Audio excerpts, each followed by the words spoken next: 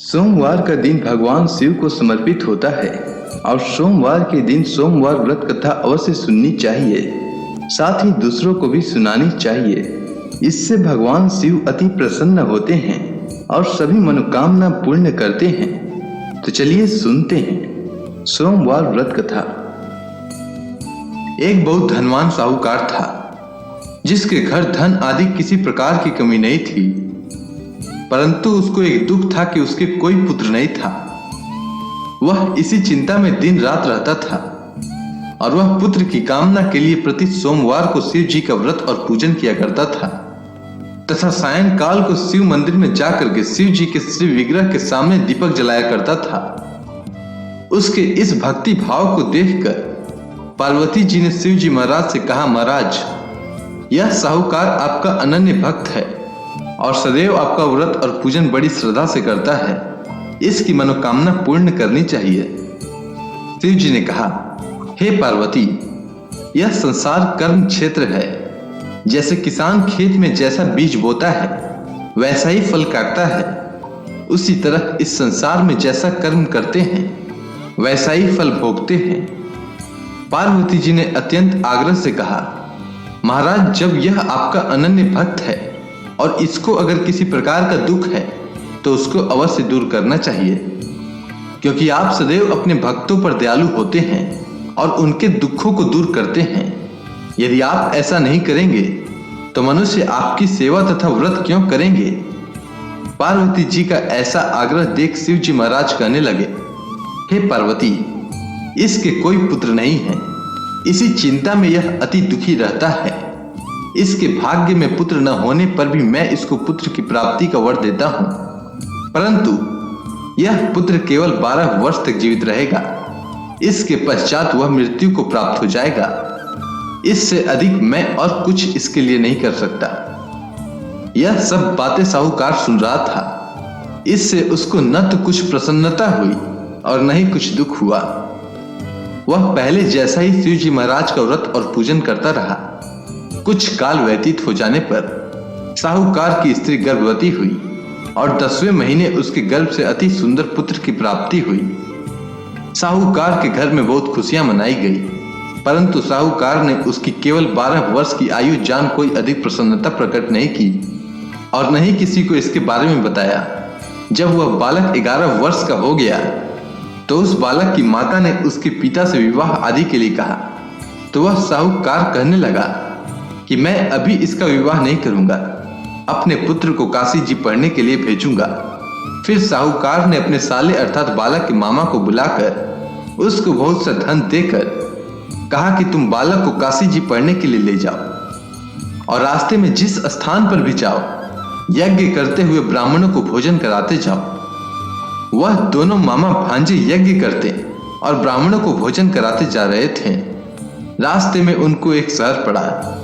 उस शहर में राजा की कन्या का विवाह था और दूसरे राजा का लड़का जो विवाह कराने के लिए बारात लेकर आया था वह एक आंख से काना था।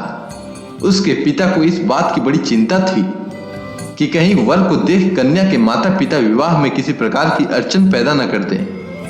इस कारण जब उन्होंने अति सुंदर सेठ के लड़के को देखा तो मन में विचार किया कि क्यों न दरवाजे के समय इस लड़के से वर का काम चलाया जाए। ऐसा विचार कर वर के पिता ने उस लड़के और मामा से बात की तो वे दोनों राजी हो गए। फिर उस लड़के को वर के कपड़े पहनाकर तथा घोड़ी पर चढ़ाकर दरवाजे पर ले गए और सब कार्य प्रसन्नता से पूर्ण हो गया। फिर वर के माता पिता ने सोचा कि यदि विवाह कार्य भी इसी लड़के से करा लिया जाए तो क्या बुराई है। ऐसा विचार कर लड़के और उसके मामा से कहा, यदि आप फेरों का और कन्या दान के काम को भी करा दें तो आपकी बड़ी कृपा होगी और मैं इसके बदले में आपको बहुत सा धन दूंगा। तो उन्होंने स्वीकार कर लिया और विवाह कार्य भी बहुत अच्छी तरह से संपन्न हो गया। परंतु जिस समय लड़का जाने लगा तो उसने राजकुमारी की चुंदड़ी के पल्ले पर लिख दिया कि तेरा विवाह तो मेरे साथ हुआ है, परंतु जिस राजकुमार के साथ भेजेंगे वह एक आंख से काना है और मैं काशी जी पढ़ने जा रहा हूँ। लड़के के जाने के पश्चात उस राजकुमारी ने जब अपनी चुंदड़ी पर ऐसा लिखा हुआ पाया तो उसने राजकुमार के साथ जाने से मना कर दिया और कहा कि यह मेरा पति नहीं है। मेरा विवाह इसके साथ नहीं हुआ है, वह तो काशी जी पढ़ने गया है। राजकुमारी के माता पिता ने अपनी कन्या को विदा नहीं किया और बारात वापस चली गई। उधर सेठ का लड़का और उसका मामा काशी जी में पहुंच गए। वहां जाकर उन्होंने यज्ञ करना और लड़के ने पढ़ना शुरू कर दिया।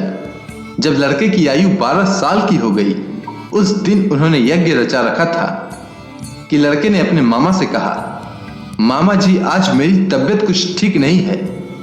मामा ने कहा कि अंदर जाकर सो जाओ। लड़का अंदर जाकर सो गया और थोड़ी देर में उसके प्राण निकल गए। जब उसके मामा ने आकर देखा कि वो मुर्दा पड़ा है तो उनको बड़ा दुख हुआ और उन्होंने सोचा कि अगर मैं अभी रोना पीटना मचा दूंगा तो यज्ञ का कार्य अधूरा रह जाएगा। अतः उसने जल्दी से यज्ञ का कार्य समाप्त कर ब्राह्मणों के जाने के बाद रोना पीटना आरंभ कर दिया। संयोगवश उसी समय शिव पार्वती उधर से गुजर रहे थे। जब उन्होंने जोर जोर से रोने की आवाज सुनी तो पार्वती जी ने कहा, महाराज कोई दुखिया रो रहा है, इसके कष्ट को दूर कीजिए। जब शिव पार्वती ने पास जाकर देखा तो वहां एक लड़का मुर्दा पड़ा था। पार्वती जी कहने लगी, महाराज यह तो उसी सेठ का लड़का है जो आपके वरदान से हुआ था। शिव जी कहने लगे, हे पार्वती, इसकी आयु इतनी ही थी, सो यह भोग चुका। तब पार्वती जी ने कहा, हे महाराज, इस लड़के को और आयु दीजिए, नहीं तो इसके माता पिता तड़प तड़प कर मर जाएंगे। पार्वती जी के बार बार आग्रह करने पर शिव जी ने उसको जीवन वरदान दिया और शिव जी महाराज की कृपा से लड़का जीवित हो गया। शिव पार्वती कैलाश पर्वत पर चले गए। तब वह लड़का और मामा उसी प्रकार यज्ञ करते तथा ब्राह्मणों को भोजन कराते हुए अपने घर की ओर चल पड़े। रास्ते में उसी शहर में आए जहां उसका विवाह हुआ था। वहां पर आकर उन्होंने यज्ञ आरंभ किया तो उस लड़के के ससुर ने उसको पहचान लिया और अपने महल में ले जाकर उसकी बड़ी खातिर की। साथ ही बहुत दास दासियों सहित आदर पूर्वक लड़की और जमाई को विदा किया। जब वह अपने शहर के निकट आए तो मामा ने कहा कि मैं पहले तुम्हारे घर जाकर खबर कर लेता हूं। जब उस लड़के का मामा घर पहुंचा तो लड़के के माता पिता घर की छत पर बैठे थे और यह प्रण कर रखा था कि यदि हमारा पुत्र सकुशल लौट आया तो हम राजी खुशी नीचे आ जाएंगे, नहीं तो छत से गिरकर अपने प्राण त्याग देंगे। इतने में उस लड़के के मामा ने आकर यह समाचार दिया कि आपका पुत्र आ गया है, तो उनको विश्वास नहीं आया। तब उसके मामा ने भरोसा दिलाते हुए कहा कि आपका पुत्र अपनी स्त्री के साथ बहुत सारा धन साथ लेकर आया है। तो सेठ ने आनंद के साथ उसका स्वागत किया और बड़ी प्रसन्नता के साथ रहने लगे। इसी प्रकार से जो कोई भी सोमवार के व्रत को धारण करता है अथवा इस कथा को पढ़ता या सुनता है, उसकी समस्त मनोकामनाएं पूर्ण होती है।